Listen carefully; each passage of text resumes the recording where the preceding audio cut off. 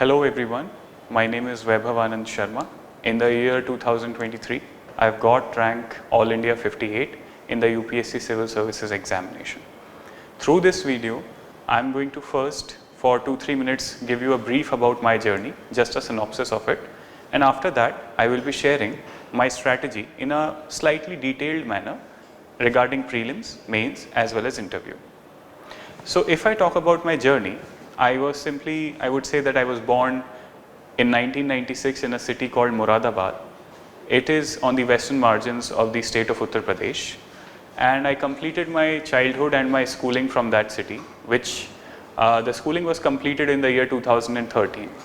And after that I pursued electronics and communication engineering from a college named JP Institute of Information Technology, and the engineering was complete in 2017. After that, I got an opportunity to work with a firm called Zycus Infotech Private Limited in the city of Mumbai. There I worked for roughly 2 years, and after that I quit my job and I came back to prepare for this examination, and I prepared completely from my city Moradabad. With whatever help from any coaching institute I took, it was in an online mode through Moradabad itself. So I was completely an online student. My preparation technically started from October of 2019, and by God's grace it got finished in April of 2024. So it was nearly a 5-year journey in which I failed twice. Once I failed in mains in my first attempt with 29 marks gap from the cutoff of mains, and in the second attempt I failed in prelims with 0.6 marks. So this was practically my strategy, and in my first attempt mains I got 707 marks, and in this current mains in which I qualified, only the mains score is 811. So it is good enough a jump to get me from a stage where I was not qualified for mains to a stage where I qualified for IAS, which is the services that most of the aspirants desire for. So let us discuss the strategy now. If I talk about prelims,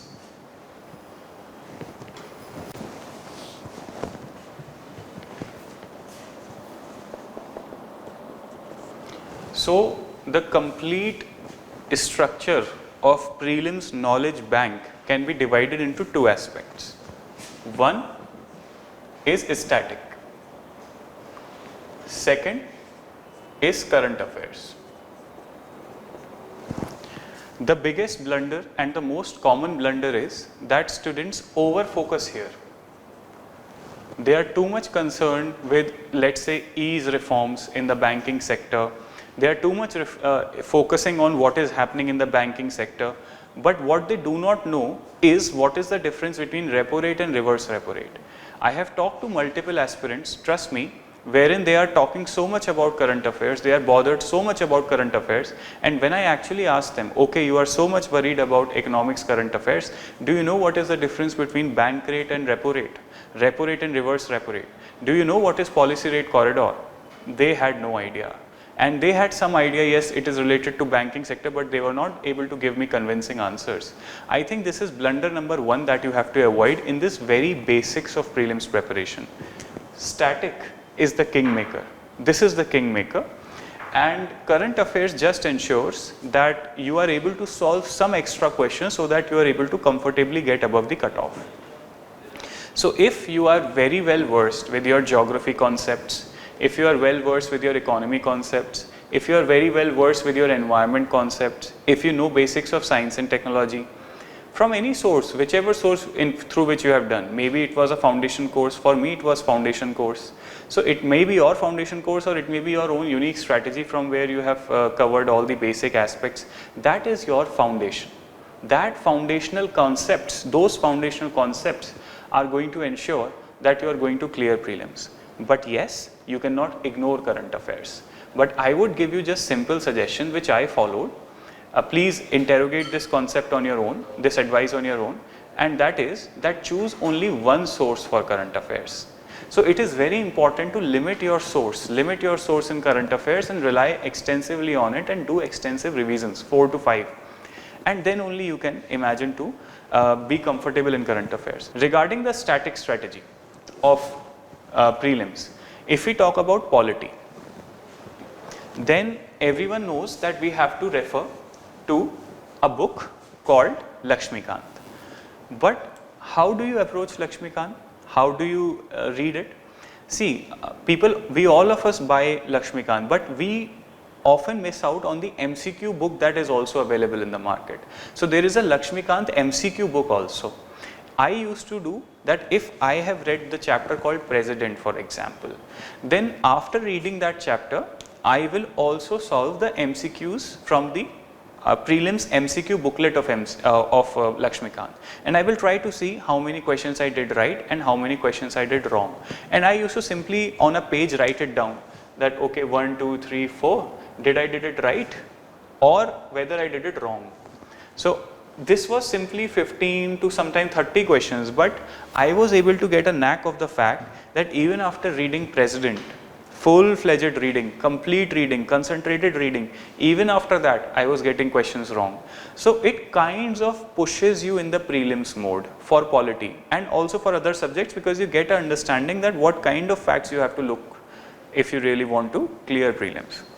For polity, this was my simple strategy, and apart from that, current affairs, whichever source you refer to for that particular polity area, refer to that source, you are done with it, be comfortable, revise multiple times, be confident on your preparation.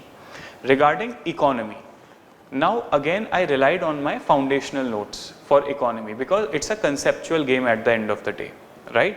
So if you know the concepts, most of the questions in economy you are able to solve. Even if you look at the PYQs, there is an extensive repetition. For example, there was a question on money multiplier effect. Now I remembered that this is a question that could be solved based on PYQs as well, right? So even if you would have done previous year questions properly, then that money multiplier question could have been an easy prey for you. So I think that if you rely on your foundational notes, your basics of economy, and then any current affairs source which you chose for economy itself, then it will be, you will be in a position where you will be able to do it properly. And I highly recommend that if you are reading economy, it's a very scientific subject. There are two subjects that I find very scientific. One is economy, other is geography, to some extent environment. So these three subjects, please don't be very, in a rush mode when you are building your concepts in these subjects. Be very patient when you are trying to understand what is repo rate, what is reverse repo rate, how is it going to impact the liquidity in the market, what is money multiplier effect, how is banking sector responsible for the liquidity in our country, in our country's economy, what are the different sections of society which are impacted by different policy rate changes, etc. So please be very patient while building these concepts. Don't be restless in that time because it's a scientific subject. If you read polity, then today you read Lakshmikant, today you understand that you know all the concepts, but 5 days down the line you will have to revise it again. Today I am selected, but still I cannot be very sure that any chapter you open of Lakshmikant and I know everything about it. No, I don't, because Lakshmikant requires revision. But when it comes to economy, when it comes to geography, when it comes to environment, these are conceptual things. So if you understand the concepts of economy, chances are that all you need is just 2 days revision and you will be able to revise the concepts in your mind. Same goes for geography, same goes for environment. If you know what are provisioning services, in environment I am talking, if you know what are regulatory services, right? So you know the concept of ecosystem services. If you know the concept of ecological niche, you just know it. So it requires just very simple revision of few days and you are good to go. So these are scientific subjects of your preparation. Please focus on them likewise. And again, foundation of your notes, foundation of your subject is going to get you through. Don't be panicky that I have read economics, whatever it is, now I need to focus on current affairs, prelims is coming. It is antithetical to your preparation. Be very patient. Be patient and read the concepts. When you are revising, again revise the concepts, and that is going to give you the meat of your marks in prelims. Economics done, polity done. For environment, again, you have to focus on the basics, very basics. So you should understand what are ecosystem services. You should understand what is a biome. You should understand what is biosphere. And please build your basics around it. For example, when we say biosphere, right? What is biosphere? This is Earth. This is your Earth. Where is life in this Earth? Roughly 10 kilometer above into the atmosphere and roughly 10 kilometer below within the oceans. This is roughly a figure that I am giving. If you create a line around it, it is a sphere. This is a sphere, a spherical shape. So that is why this is where you find bio. So this is a biosphere. That is why you call it biosphere. Bio for biology means life, life in this sphere. So this is conceptual building. Don't just keep on uttering biosphere, biosphere. Please understand that this is the sphere in which you find biology, right? So if you read your concepts conceptually, if you read your things conceptually, they will stay with you. And that is why I am saying that in the conceptual subjects, please be very careful in building your concepts. Similarly, when you are reading geography, you should not get confused that if the lava is coming from asthenosphere, a layer in our earth, if the lava is coming from there, is it even coming? Because is asthenosphere having any vault-like situation on our crust or not? If the lava is being formed after these stones, the rocks on the surface of the crust, they travel into the below layers and they get melted. Now will it be acidic or basic? Will the silica content in that lava be high or low? Now these are the concepts that you need to build.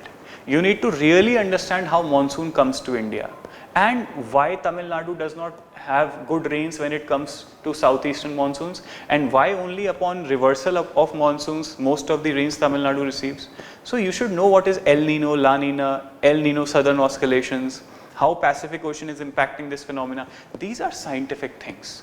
So if you focus on that, then you will be able to answer most of the questions.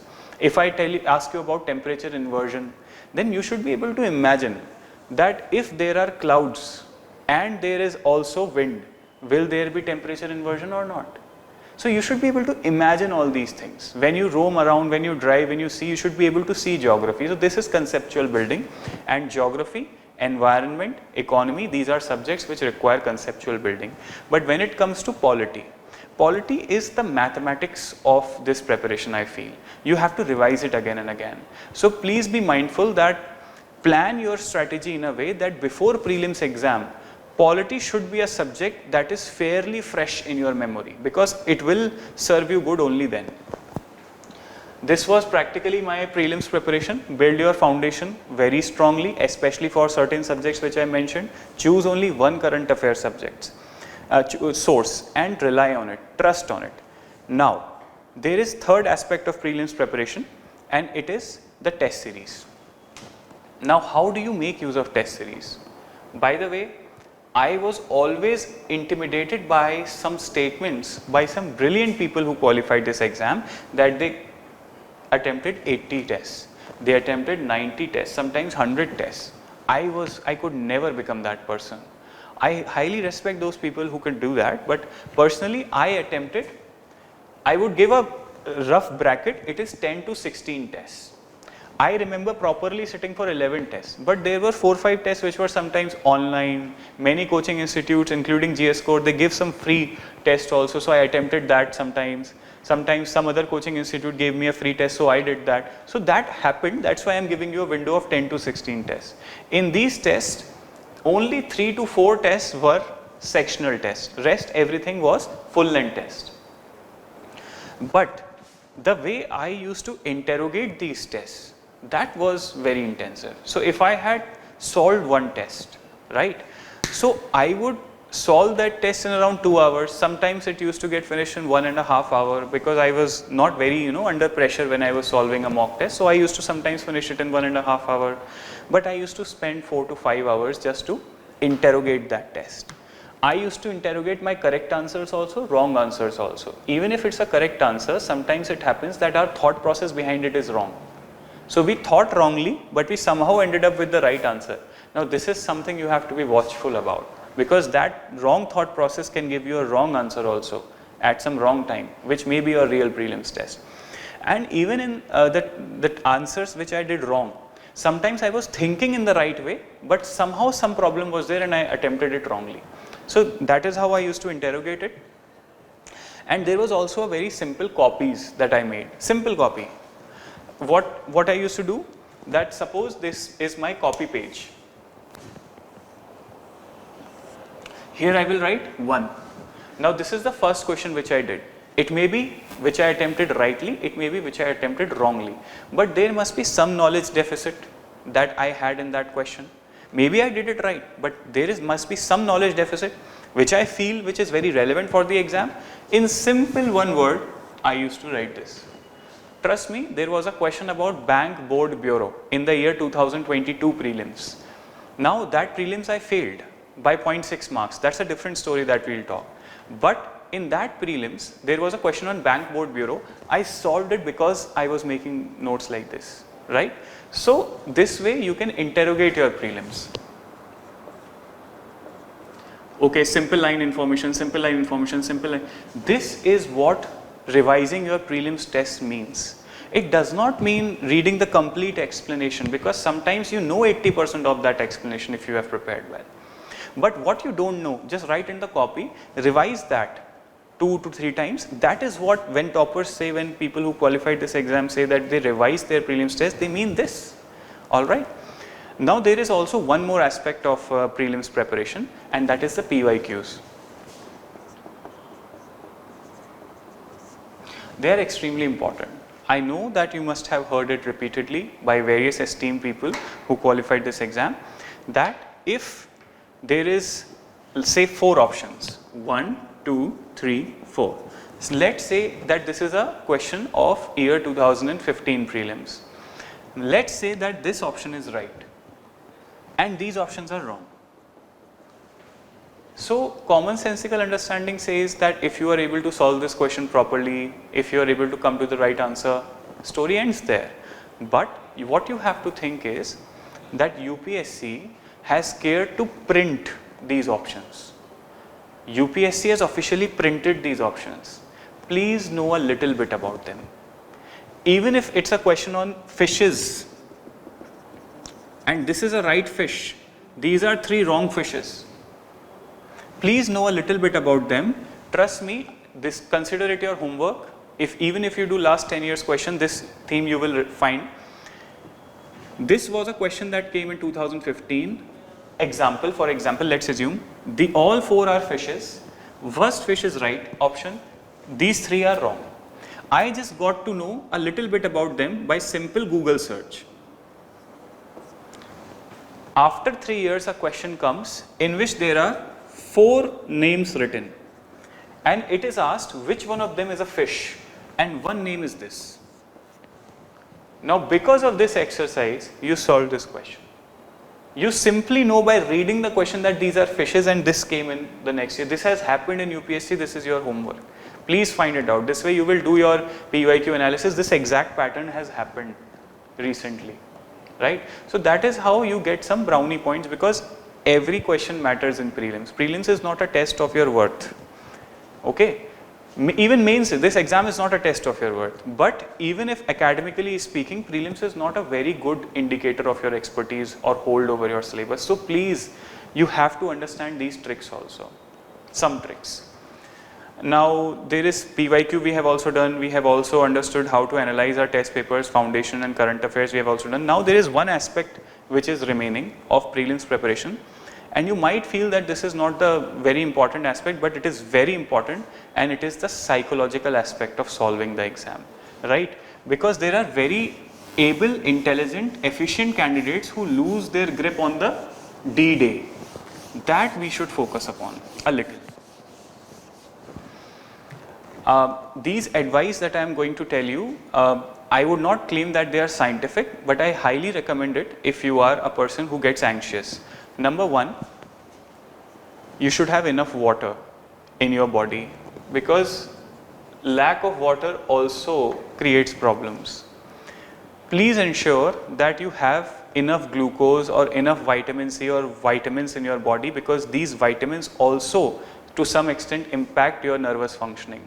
So I would even recommend that you consult with a doctor, get your blood tested. Please ensure that you have all the right nutrients which are needed for a highly functioning body. I did that. I was lacking in vitamin A and vitamin D. I took supplements for it, but I was under medical guidance. Please make sure that it happens. Second, Please, in your anxiety, do not forget to use the washroom in the examination center. I have seen many of my friends who in their anxiety they don't leave their seat right before the test, and they end up having the nature's call while they are giving the test, and that adds to the tension. These are very basic steps. Third,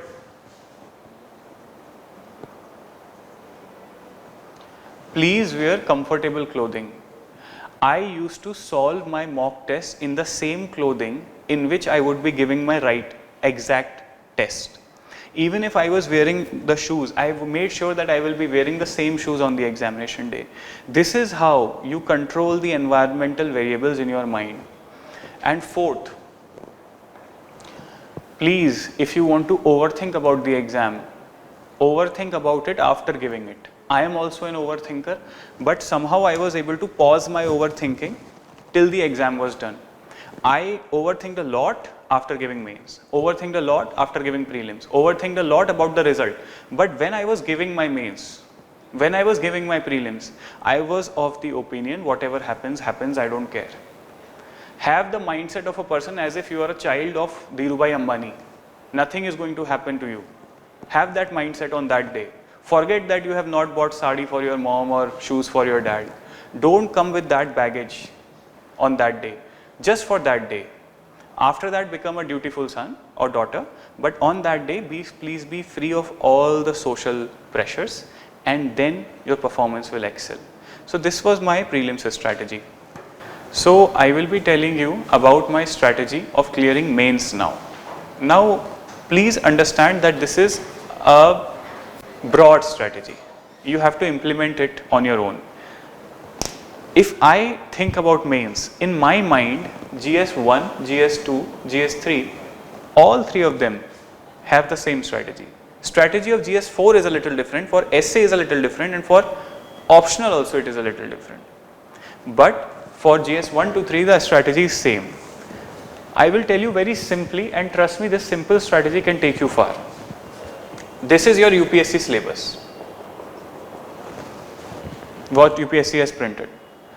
UPSC ने paper 1 में it has given you 9 or 8 points. Paper 2 में it has given you around 19 points. Paper 3 में similarly.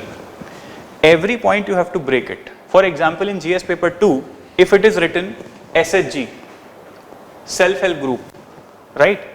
Then comma, then NGO. You have to make static notes out of it. Static notes, what does it mean?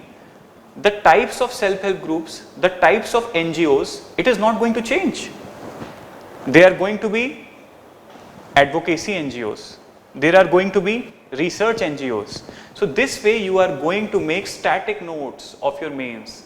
Please don't think that if you have read Lakshmikant, you are done for polity. No, look at the governance topics. It's not very rocket science. Just look at the topics, look at the syllabus, make static notes. And when you have understood the syllabus well, then you become equipped to understand newspaper. For example, I again and again quote this example, that in Indian Express or the Hindu of 2022, a case was going on in Supreme Court, and in that there was a line which was said by Honorable Chief Justice of India. And that line was that India's federalism is a constant struggle between competitive and uncompetitive federalism. Now, if you look at the GS paper 2 question paper which has come in the 2023 cycle, please tell yourself or ask yourself, can this line of Chandrachud ji, that India's federalism is a constant struggle between competitive and uncompetitive federalism, can this line be used in any question? You will be surprised to know that yes, it can be used.